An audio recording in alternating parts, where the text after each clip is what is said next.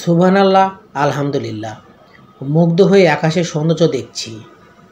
সূরা মুলকের সেই আয়াতগুলির কথা মনে পড়ে গেল, যেখানে আল্লাহ পাক বলেছেন, যিনি সৃষ্টি করেছেন ৭ আসমান একটির উপর আরেকটি।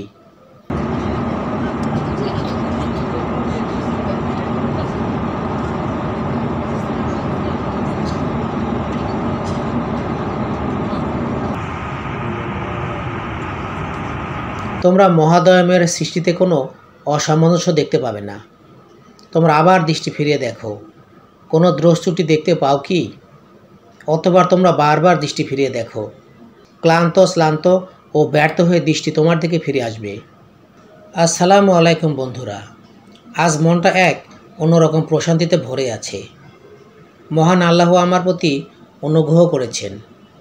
তিনি আমাকে তার ঘরে নিয়ে যাচ্ছেন। প্রতিটি মুসলিমের অন্তরেই একটি স্বপ্ন থাকে কাবাঘর দর্শন ও তাওয়াফ করার। আজ আমার সেই স্বপ্ন পূরণ হতে যাচ্ছে, আলহামদুলিল্লাহ। কাবাঘর চোখে পড়তেই আবেগে আপ্লুত হয়ে গেলাম। ভাষা হারিয়ে ফেলেছি। এই অনুভূতি বর্ণনা করার ক্ষমতা যেন হারিয়ে ফেলেছি। লাব্বাইক আল্লাহুম্মা লাব্বাইক।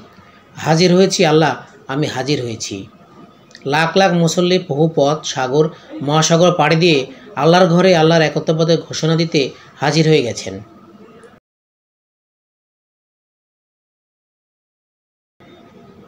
শুরু হলো উমরার কাজ। ভিড়ের কারণে হাজরে আসওয়াদের কাছাকাছি হওয়া কষ্টকর ছিল। হাজরে আসওয়াদ বরাবর সবুজবাতির সিগন্যাল দেওয়া আছে, যেখান থেকে শুরু করা হলো তাওয়াফের কাজ। হৃদয় বিগলিত হয়ে মুসল্লিরা আল্লাহর বড়ত্ব ও মহত্বের ঘোষণা দিচ্ছেন আর কান্নাকাটি করে নিজেদের গুনাহের জন্য মাপ চাইছেন। এ যেন পৃথিবীর সবচাইতে সুন্দর দৃশ্য। নিজের ওমরা কাজগুলো সম্পূর্ণ ভিডিও করতে মন সায় দিল না। কিছু ব্যাপার ব্যক্তিগত রাখতেই ভালো লাগলো। তাওয়াফ শেষে আমরা সাফা মারওয়ায় যাব। সেখান থেকে মাথা মুন্ডন করে হোটেলে ফিরব।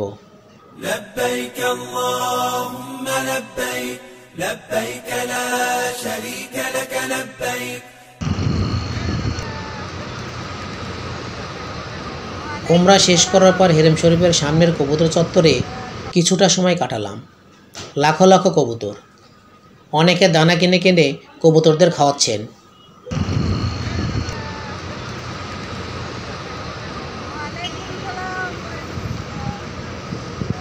হেরেম শরীফের আশেপাশের আকাশে বাতাসে মাটিতেও যেন অন্যরকম স্বর্গ এক অনুভূতি।